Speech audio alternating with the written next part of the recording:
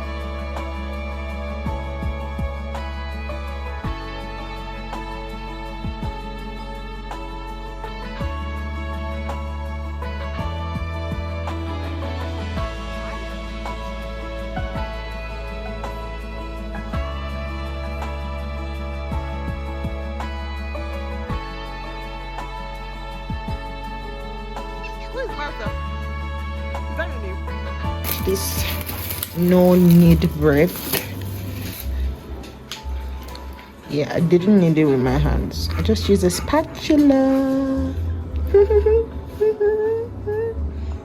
the problem I have is that normally, I think before now, what has been regulating it on its own is that it's different areas. So like this. Let me use the podcast as a good example. This is what I said what my sister was going to do this year. And that is the dream. Spending time imagining what that would feel like and imagining how to get to it as opposed to taking the concrete steps. Those are two very different things. Yeah. And the more time I spend on, maybe because I'm not happy with where we are at the moment, I want to it would be so nice. Yeah. I don't know if you got this opportunity. What it means is that when I come back to my reality, I'm more annoyed. Yeah. And I feel more low and I feel more somehow. And I think I need to apply that to everything because the daydreaming and the imagination is fantastic, but what I think it does, and I don't know if this is for other people, but for me, what I realize when I come back to myself and my reality, I feel lower, I feel worse, because there's a difference between the daydreaming and then the actual okay, in order for Kemi and I to be able to do this is the work required, so let's get to it. As opposed to just saying, I'll be mad. If you do this type of show, I want to do the show, get this kind of guest, But let me tell you where I get really tripped up. So I know that there is, in life, in every area of life, there is a level of work that has to be done. Let me tell you what really, really trips me out. Because I listen to a lot of fanciful things. All the podcasts I listen to are about fanciful. They are everybody's up. Yeah. And so I'm realizing now that it was actually a heavy part of creating the problem for me, because everything I'm listening to is at the end of a story that has worked out. And I am not at the end of a story that has worked out. And so I realize that every day I'm feeling discontent. The problem I have is not the work. The problem I have is when I see, I don't get mad at people who they worked hard.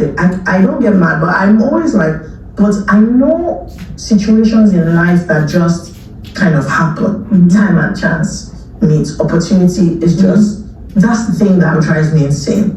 Because I'm just you can't game that. But what is the difference between it happening for person A and it happening for me with the same work rate?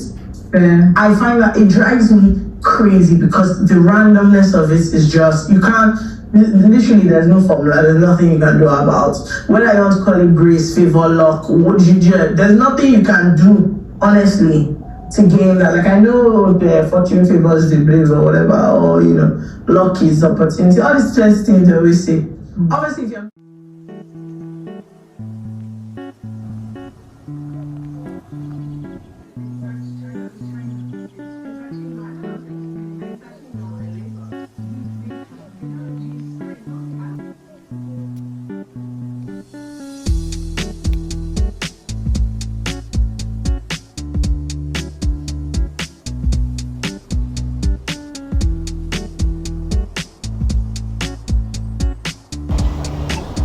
Finally,